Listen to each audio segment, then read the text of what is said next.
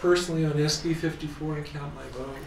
Of course, Count My Vote people continue to say this is circumventing the people, like you're doing. I thought Senator Weiler said it well today. I thought it was almost perfect. That we don't know if they're going to get enough signatures. Our session ends in the second week in March on Thursday. We don't know if the people will actually vote to approve it, even if it is on the ballot. And so it isn't outside of our prerogative to be able to address that issue and address it effectively. And I think we're addressing it very well, opening up the primaries so that the unaffiliated who have been disenfranchised and who have not been addressed in Count My Vote can actually go to the polls and weigh in on a primary. Is it time then to say that the decision by the Republican Party a decade or more ago to close its primaries was a mistake? Well, I don't know if you'd call it a mistake. It was a policy they made at the time, but now it's time to change the policy. Senator Davis, you haven't noticed that having an open primary on the Democrat side has really increased voter participation, has it? I think the one thing is when we get to primaries, it's really a party nomination process. It's really what it's about. And I think those who are active partisans at that point get involved.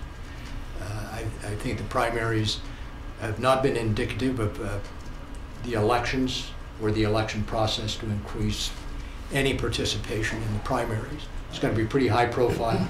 You've got to spend a lot of money in advertising to really try to attract people to the polls in late June at the present time.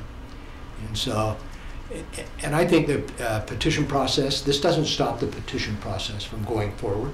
Still go forward.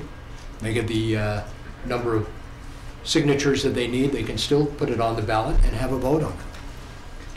Yeah, we don't know. We don't know well, the House passed the bill. Will the governor sign it? We don't know any of that yet either. The interesting process with this is when I came back to the Senate, I didn't come back through a primary. I came back through, I suppose, a caucus system, but had 268 delegates. And I may have missed one of them, but I think I talked to all 268. Most of them were in their homes, kitchen tables, living rooms. And they talked to my opponents too. And they got to know us pretty well. And it reminds me of what we're doing here. I'm dealing with biosimilars and naturopaths and all types of things that I'm sure many of my constituents don't understand, but we have representative government. And I'm drilling down into those issues and trying to represent them the best they can. And those delegates did the same for the people they represented. They got to know us as candidates, and probably better than you would in a soundbite on TV. And I think it's an interesting process, but anyway, that's just somewhat. I was at that convention. There was almost all of those delegates that showed up to the convention, right? I think it was 98%. It was like 90. I was really surprised that many delegates showed up. And they spent, I know many of them spent a half an hour with me, and there were multiple candidates, so they spent hours through that process, and it's pretty good vetting, and we have a republic, and there's reasons for it, and I think there's good reasons for it, and we'll keep debating that process, and that's part of the process. I think it highlights this question about voter turnout. There were a number of people running for Senator Adams' seat. I'm glad you highlight that because it brings back some memories here. That and it was a close race. Very close. Very close. Very competitive race, and you got all the delegates out. And I think that Senator Reed has a fairly substantive argument that part of the reason for voter turnouts is we need more competitive races. and or at least franchised before and disenfranchised in Count My Vote. Now they'll be able to be involved in that complete voting process. That I think Senator Bramble's done an excellent job in pulling this together.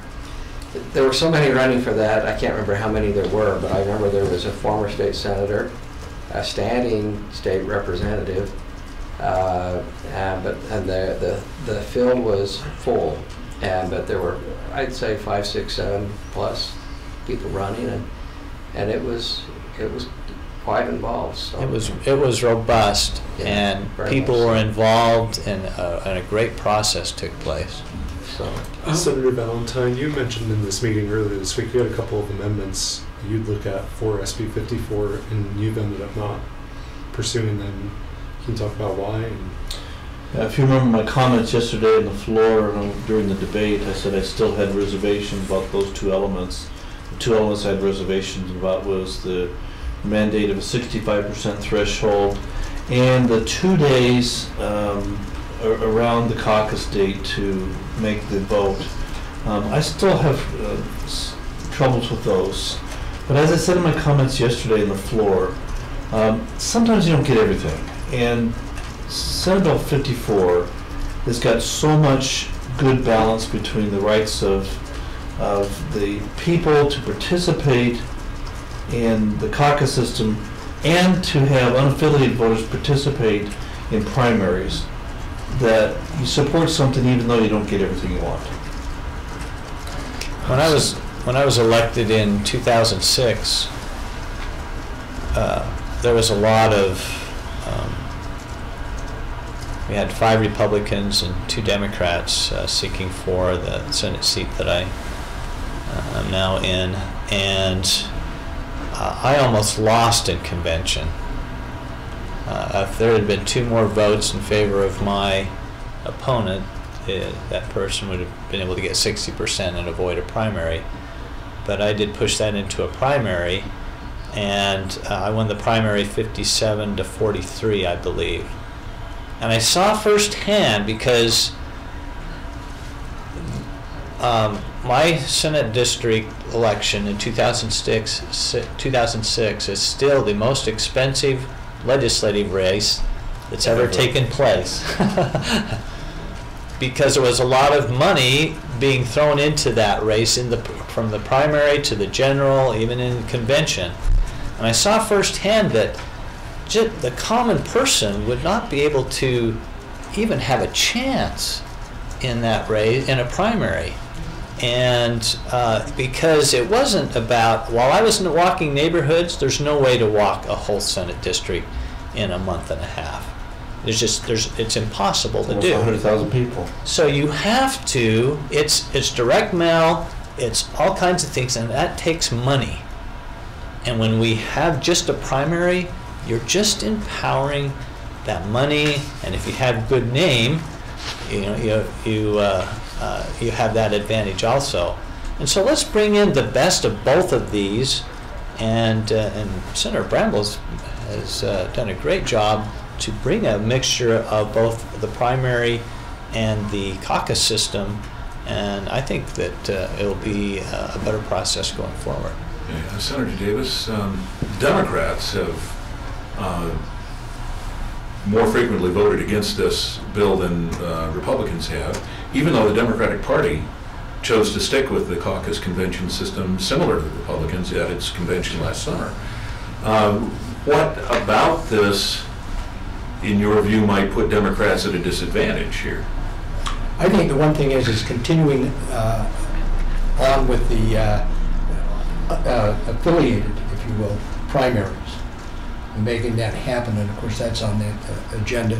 It's an open primary now, and so we might have a better chance in an open primary, because what you're doing is you're bringing others in as well, other names onto the ballot. Gives you a stepping stone. I think primary sometimes gives you that stepping stone to the general, and our candidates could get that stepping stone on that as well, having it open. I think the one thing, and one of the reasons I supported 54 is I support the party nominating process. I believe it's served the state very, very well. And it gets us in a kind of a least economic way to be able to get there. Primaries are very, very expensive to run. I mean, you've got a lot of advertising dollar you've got to get your name out there fast and furious. You've got to invest very heavily in signs and everything else to try to win that particular portion. And so, and as I look at primaries in the past, you do not really draw that many more people to it. I think you can take a look at what the percentage was, and I think probably one of the most recent was the Huntsman-Caras primary. And probably when you take a look at how much was spent in that primary in comparison to the percentage of turnout, would be surprising how expensive that race was. Anyone know the turnout for Lillenquist Hatch? Don't know. 10%, I don't know. Be interesting. Lee? Protect Our Neighborhood Elections is about to have a press conference complaining that the Count My Vote petition people are misleading people as they're gathering petitions. Did that kind of complaint figure in, do you think, much on the vote on SB 54? I don't think so. I don't think we are debating the facts and the merits of this issue. And listen to the debate today, listen to the debate yesterday. Very substantive comments. And I'm impressed with the way the process has worked here in the Senate with this bill, because that bill has been well vetted. And and I think we're sending a great bill over to the House for them to consider. So, yeah, I'd characterize that more as we're looking at the merits and what's good for a common person. Let's not shut the common person out from being able to run for office by empowering money and name. It's about giving just the rank and file of our population the opportunity to run. And if you empower money and name, you're going to exclude a lot of people out of that process and having the ability to actually run for office. Now that this is in the House, I think one of the interesting things is going to be how much pressure and how much ink, if you will, is really spent towards the House in defeating this bill, now that it's moved halfway through the process. Unfortunately, the money will play into it, and hopefully that will overcome the merit of it. Just switching to another quick topic, Alliance for Better Utah put out a press release this morning asking that as the state prison issue moves forward, they're saying anyone with any ties to real estate should stand on their respective floors and declare a conflict of interest on that. Any comments about what they're asking? Any real estate? Because I own my home. Who have real estate and development ties. I have real estate, I own my home. We all have our disclosures. We all have our disclosures, and I appreciate that reminder. I'd personally be happy to disclose that conflict. There's been allegations that I have a conflict of interest because I own property next to the prison. That is not true. It's absolutely false. I own property that about 4 miles away that we've owned as a company that I'm involved in. We've owned since about 2001, before I even contemplated being in the legislature, before there was even an inkling that the prison would be moved. That's my business, and the property we own there will probably be fully developed sometime in the beginning of next year. So the idea that I'm going to profit from the prison relocation is just a false idea. I won't own any property there anymore by the time this even begins to happen. Why would somebody ask about that and not about state employment, or ask about medical appointment. We're doing Medicaid expansion. We got 3 medical doctors here now. They're actually assets to us. We've had former educators in the legislature. I'm not sure why they're driving at that, and maybe I'd like to know why. I mean, it seems interesting, but you know, I'm not sure. Okay. It's an interesting question, but there was an allegation made last year in the press, and I was really taken back by that because that had not even been a consideration of mine because it's so far away, and I've owned the property so long, and we're about finished with the development of that property. What's the location of that property? It's on 13th West in Bluffdale, about 140th south. No. You know, I think one of the things that, as a part-time legislature, that we recognize that there's going to be conflicts of interest. It's natural when you elect people to a part-time body that there's going to be some conflict. We have conflict of interest statements, and those are out there for the public to look at. And I think if as long as those conflicts are legislature, where you can really put the cloak around any kind of conflict. Well, the rules currently require you to vote on every bill whenever you're on the floor. Should that be changed? Should you have the opportunity to abstain if the conflict is serious? I think that's a constitutional amendment, isn't it? Yeah. If you remember, probably 3 years ago when we first started our discussions of ethics, one of the bills that myself and Senator Bramble carried was on a ability to recuse yourself from a place where your conflict rises to a high enough level.